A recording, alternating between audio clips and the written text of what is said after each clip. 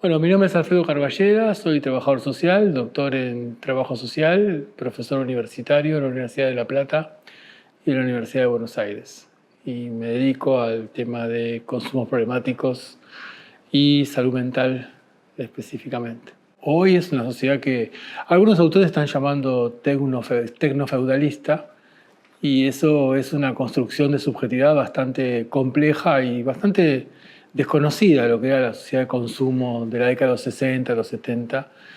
Y es una subjetividad que es altamente competitiva, implica una fuerte ruptura de los lazos sociales, implica una fuerte, obviamente, fragmentación social, y se junta con el problema de la meritocracia, donde eso, bueno, aumenta aún más esa individuación o esa fragmentación y esa idea de que cada uno por sí mismo se puede salvar, cosa que hasta matemáticamente es imposible de demostrar. Cuando hablamos de tecnofeudalismo, estamos tratando de caracterizar lo que sería la sociedad actual. Cuando uno analiza la sociedad que habitamos, tiene mucho de sociedad feudal, en el sentido de que hay un poder feudal en aquellos que más dinero tienen. O sea, el poder feudal de Elon Musk, por ejemplo, que tiene un poder feudal en su patrimonio que multiplica a presupuesto de países.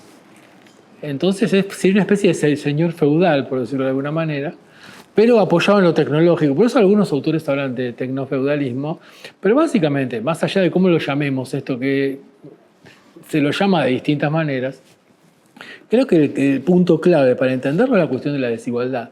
Nunca en la historia conocida que tenemos de la modernidad occidental hubo tanta desigualdad a nivel mundial como lo hay en este momento. Es decir, tanta riqueza concentrada en tan pocas manos. Eso nunca ocurrió.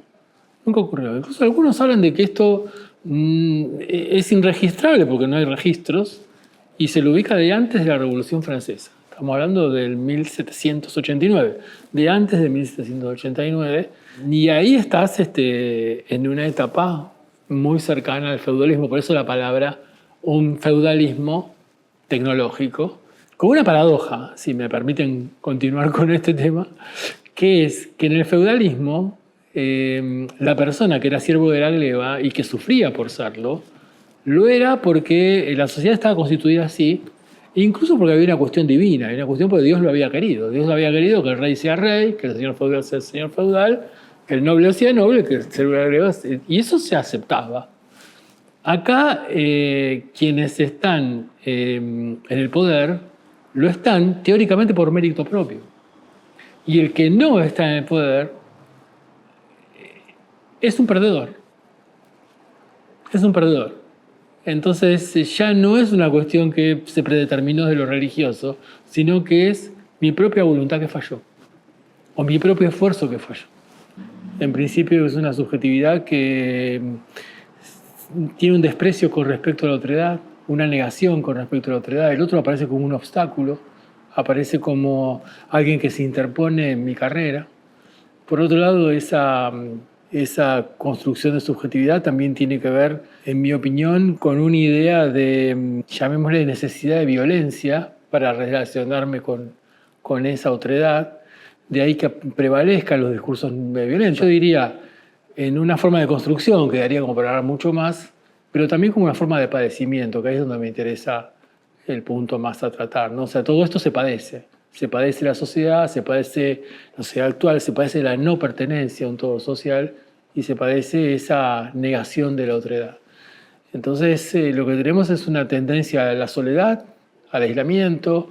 Las redes sociales son bastante afines a esa cuestión, son bastante, digamos, funcionales a esa cuestión. Y muchas situaciones de violencia de lo cotidiano creo que se relacionan con esta cuestión y fundamentalmente el telón de fondo clave de todo esto es toda la tremenda desigualdad que existe, no solamente en América Latina, no solamente en nuestro país, sino a nivel mundial. Y el consumo entra por distintas vías, entra de una manera muy heterogénea. Incluso uno podía decir, si vos analizabas la década del 50, 60, 70, 80, 90, incluso la primera parte de este siglo XXI, uno Uno podría hacer ciertas correlaciones época-consumo. Hoy hay una multiplicidad de consumo que siempre va a dialogar con la época, pero también dialoga con un montón de características de la heterogeneidad que tiene nuestra sociedad. El consumo problemático es un efecto más de lo que ocurre en esta sociedad, y creo que desde ese punto de vista me parece más importante la mirada a la persona que la mirada al consumo, y la necesidad de cuidado de la persona que consume o que tiene consumo problemático, fundamentalmente, que tenga lugares de escucha, que tenga lugares de contención, que tenga lugares de apoyo. O sea que el consumo es un síntoma de la sociedad, como siempre lo fue. Desde los 50, que se lo viene estudiando más específicamente hasta hoy, es un síntoma de lo que está ocurriendo socialmente. Entonces, más que mirar el síntoma, me parece más importante mirar lo que ocurre a nivel de la sociedad. Y yo creo que la mejor manera de problematizar esta estructura social actual es lo colectivo. Desde una postura crítica frente a la sociedad hoy es la respuesta colectiva, es agruparse, es formar parte de movimientos políticos, sociales, deportivos, estudiantiles.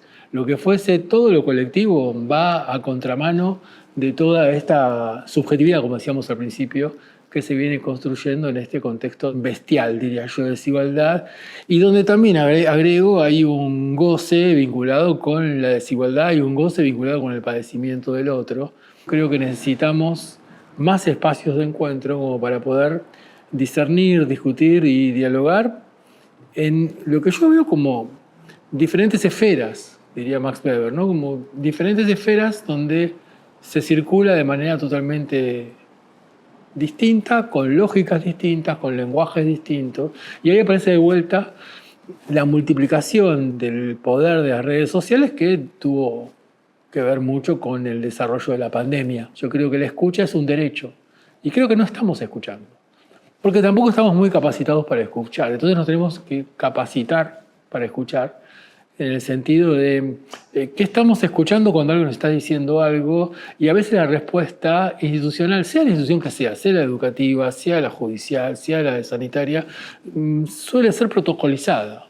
Frente a la pregunta A, respuesta X, o respuesta B, o respuesta C, corresponde o no corresponde, y eso ya no está funcionando hace bastante tiempo, y en ese aspecto creo que es importante pensar en diálogos, pensar en el lugar de la palabra, la mirada, la escucha, la posibilidad de reflexión, la posibilidad de vuelta, lo colectivo, como decíamos antes, también se construye desde las grupalidades, también se construye de lo grupal. Entonces uno puede pensar dispositivos de intervención que favorezcan este tipo de encuentros. Necesitamos escuchar, pero necesitamos aprender a escuchar. Es una escucha diferente que es necesaria, digamos, que sea desarrollada a partir de el conocimiento que nos parece. Escuchar significa entender que el otro también sabe. No implica responder a partir de una pregunta, emitir una respuesta que ya tengo protocolizada, como decíamos hace un rato. Porque pare significa que manejan, digamos, códigos parecidos, formas de comprender y explicar el mundo similares, pero yo creo que ese diálogo entre pares corre el riesgo de sumergirse dentro de la burbuja de los pares y alejarse de la burbuja de la sociedad, que es un poco lo que nos está pasando desde hace bastante tiempo, ¿no? La lucha por determinada cuestión, la lucha por determinada otra cuestión, la lucha por determinada otra cuestión. Entonces tenemos una fragmentación también en los campos o en los terrenos de disputa, y me parece que si pensamos una escucha que solamente tiene que ver con los pares y no dialoga con los que no son pares, repite un poco esa cuestión. Un crecimiento o el crecimiento que ha tenido la ruptura de los lazos sociales se repara reparando el lazo social. Entonces, si uno plantea, digamos, como ustedes están planteando, o se está diciendo, un programa de escuchadores, va a contramano de esto. Porque un programa de escuchadores lo que hace es reconstruir el lazo social. Porque cuando estoy escuchando, empiezo a construir un juego de intercambio y reciprocidad. El otro se hace previsible. Sé que me va a escuchar. En la manera, no que me escuchan desde el protocolo, sino que me van a escuchar desde un punto de vista más cultural, si querés. Entonces hay más posibilidad de construir un lazo social que no tiene que ver con el consumo.